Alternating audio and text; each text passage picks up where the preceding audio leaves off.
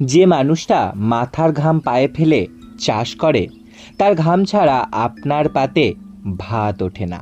চাকরি হোক বা ব্যবসা, সবই টিকে আছে তার উপর। তবু তাকে আমরা কোথাও যেন হেয় করে দেখি। এই ভিডিওটা দেখুন যদি আপনি সত্যি ভাত খেয়ে থাকেন, কারণ চাষবাস শুধু একটা পেশা নয়, এটা আমাদের জীবনের শিকড়। এই মানুষগুলো যদি প্রতিদিন মাঠে না নামতেন, আপনি যত বড়ই চাকুরিজীবী হন না কেন, যত উঁচু দালানেই থাকুন না কেন, আপনার পাতে এক মুঠো ভাতও থাকতো না। তাই মাঠে খেটে খাওয়া মানুষদের দেখে কখনোই ছোট করে দেখবেন না। তারা শুধু মাটি চাষ করে না, ভবিষ্যৎ গড়ে তোলেন। তাদের জ্ঞান হয়তো সার্টিফিকেটে বাধা নেই, তবে তাদের অভিজ্ঞতা, শ্রম আর মাটির সঙ্গে জীবনযাপনের জ্ঞান, তা অনেক ক্ষেত্রেই আমাদের অনেক গভীর বা আপনাদের থেকেও বেশি। তাদের পেটে বিদ্যে আছে, বুদ্ধি আছে, আছে পরিশ্রমের সেই শিক্ষাও, যা আমাদের বাঁচিয়ে রাখে প্রতিদিন। চাষিকে সম্মান করুন, কারণ তার হাতেই গড়ে ওঠে সমাজ, সভ্যতা আর আমাদের ভবিষ্যৎ।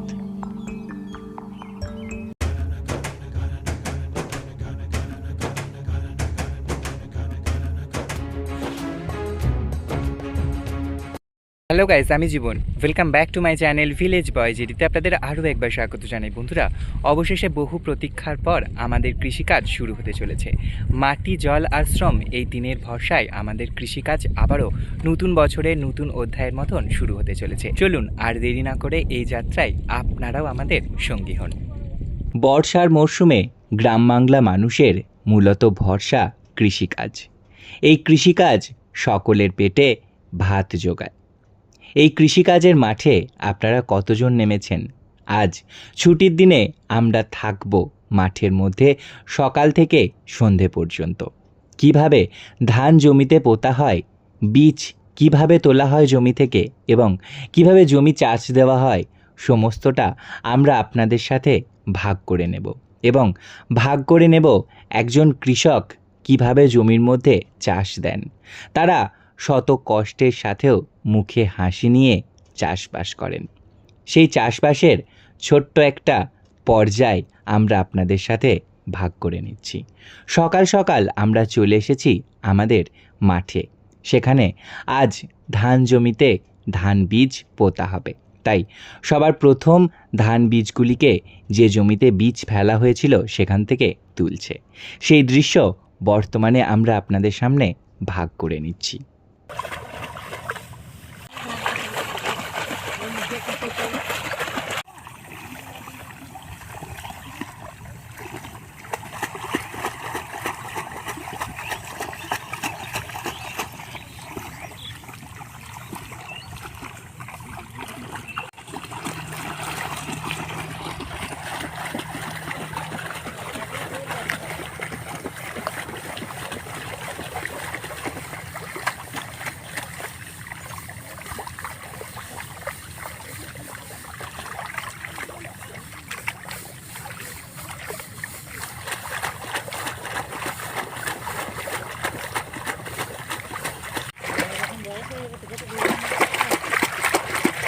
এরপর আমিও নেমে পড়লাম মাঠের মধ্যে, বীজ তুললাম। মাটির পরিমাণটাই বেশি উঠল।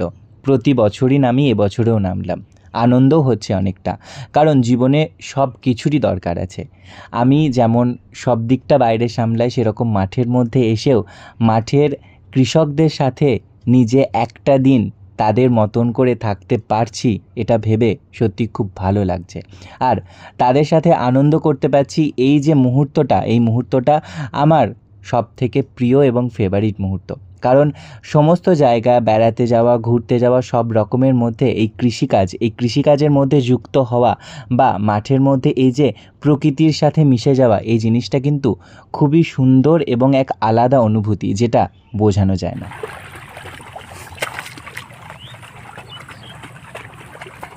এই অনুভূতিটা শুধুমাত্র নিজের মধ্যেই অনুভব করছি।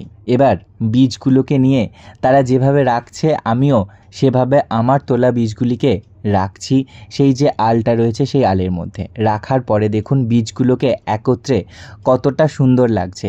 এই যে বীজগুলো, এই বীজগুলোই কিন্তু ধানে রূপান্তরিত হবে। এই বীজগুলিকে রোপণ করা হবে, জমির মধ্যে পোঁতা হবে। তবে তার পূর্বে এই বীজগুলিকে বস্তার মধ্যে ভরে নিয়ে নিচুর দিকে যে মাঠটা আছে সেই মাঠের মধ্যে নিয়ে যাওয়া হবে। মাঠেরও আবার বিভিন্ন নাম আছে, গরিঙ্গি, বড়াই, ছাতিমগড়, হুঁকোর পুকুর, তারপর বড় মাঠ, জানি না আরও কত নাম আছে। এবার এই ধানের বীজগুলিকে বস্তার মধ্যে রাখা হচ্ছে। এরপরে এই ধানের বীজগুলিকে মাথায় তুলে নিয়ে চলে যাচ্ছে নামো মাঠে। সেই দৃশ্য বর্তমানে আমরা আপনাদেরকে দেখাচ্ছি। আর এদিকে একটি পাশের মাঠেও সেই রকমই পর্যায়ক্রমিকভাবে কাজ করা হচ্ছে।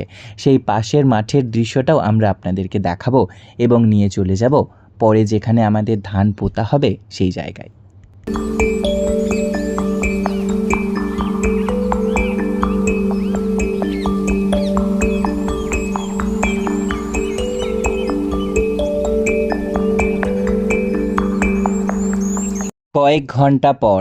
কয়েক ঘন্টা পর বাড়ি থেকে টিফিন করে ড্রেসটা চেঞ্জ করে আবারও চললাম। তবে রাস্তাটার অবস্থা আপনাদেরকে দেখাই। দেখতে পাচ্ছেন এই যে রাস্তাটা, এই রাস্তাটার মধ্যে দিয়েই আমরা যাব নিচের মাঠে। রাস্তাটা আমরা আপনাদের সামনে তুলে ধরলাম। অনেকে বলেন রাস্তাটা একটু খারাপ হয়ে গেলে কতটা খারাপ, এদিকে পেরোনো যায় না। তাহলে ভাবুন তো মাঠের মধ্যে দিয়ে কিভাবে সকলে যায়।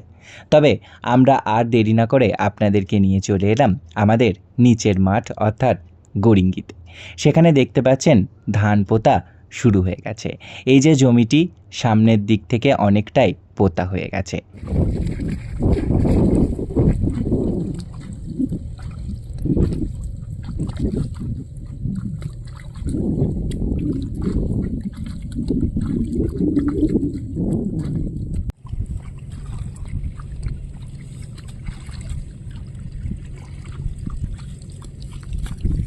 সকালের দিকে যে জমিটা দেখিয়েছিলাম সেখান থেকেই বীজগুলিকে আনা হচ্ছে। বীজগুলিকে নিয়ে আসার পরে জমির মধ্যে ঢেলে দেওয়া হচ্ছে বস্তা থেকে। তারপর জমিতে যেভাবে বীজগুলো পোঁতা হচ্ছে শয্যাকারভাবে, সেভাবে সেই যে রোগুলো রয়েছে সেই রোয়ে একটা একটা করে বীজের থোক ছুঁড়ে দিচ্ছে। এদিকে দেখাই ধান পোঁতার কাজও চলছে জোর কদমে। বৌদি দাদাদেরকে বললাম 10টা বেজে গেছে, তোমরা টিফিন করে নাও, তারপরে আবার লেগে দেবে। বৌদিরা বলছে এখন এই রোটা কমপ্লিট করে তারপরে আমরা টিফিন করতে বসবো। তাই আমি বললাম ঠিক আছে, তাহলে তাড়াতাড়ি কমপ্লিট করে নাও, তারপরে তোমরা টিফিন করবে, তারপর দেখা হচ্ছে। তারপরে আমিও ধান পুঁতবো বৌদিদের সাথে, সঙ্গে থাকুন। এবার আমাদের টিফিন টাইম শুরু হচ্ছে। পাশের জমিতে এখনও ধান পুঁতছে, এদিকে কিছুজন টিফিন করছে দেখায়। এই যে জমির মাঠের মধ্যে টিফিন করছে, সেই দৃশ্যটাও দেখাচ্ছি আপনাদের। সবাই একসাথে ভাগ বাটোয়ারা করে টিফিন নিয়ে এসেছে। কেউ তরকারি নিয়ে এসেছে খাচ্ছে, কেউ ভাত নিয়ে এসেছে, কেউ মুড়ি নিয়ে এসেছে, সবাই সবাইকে দিয়ে খাচ্ছে।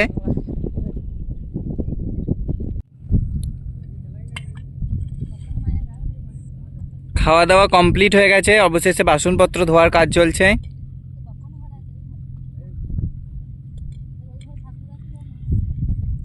বেশ কিছুটা সময় পর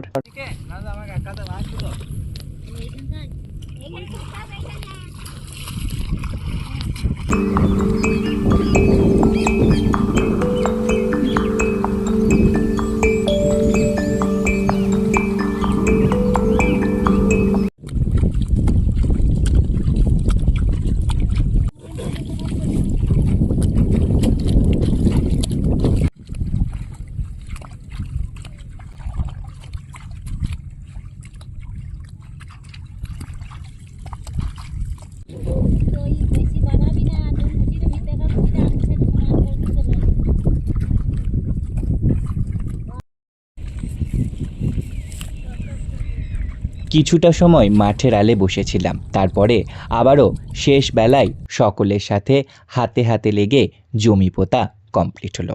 জমি পোঁতা কমপ্লিটের পরে সম্পূর্ণ মাঠ আমরা আপনাদেরকে দেখাচ্ছি। দেখুন কতটা সুন্দর লাগছে ধান পোঁতার পরে। এই ধান বড় হবে, তারপর তার থেকে চাল, সেই চালের ভাতই সকলে আমরা প্রত্যেক দিন গ্রহণ করি।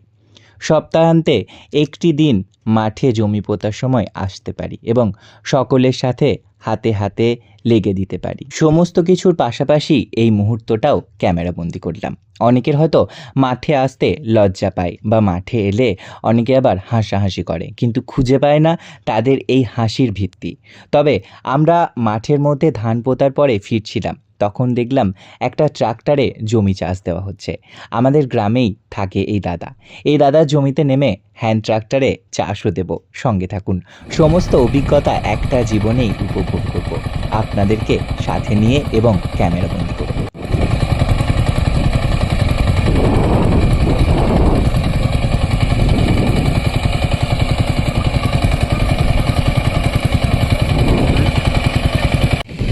দেখুন বন্ধুগণ, এটা আমাদের জমি, এটা এখন চাষ হবে।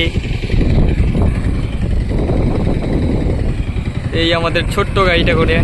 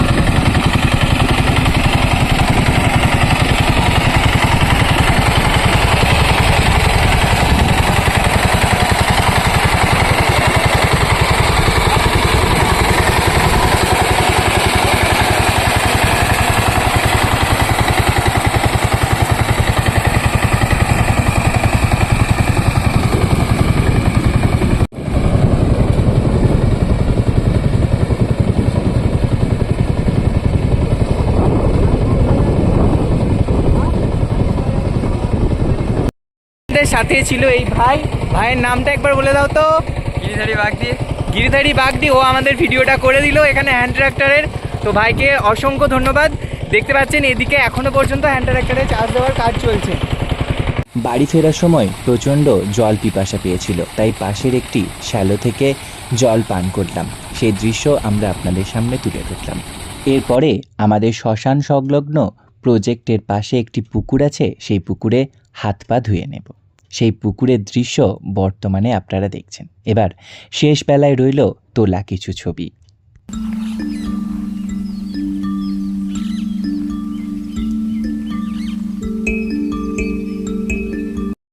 ভিডিওটি ভালো লাগলে অবশ্যই একটি লাইক, কমেন্ট, শেয়ার, মন থেকে সাবস্ক্রাইব করে পাশে থাকুন। নতুন ভিডিও নিয়ে আমরা ফিরছি খুব শীঘ্রই।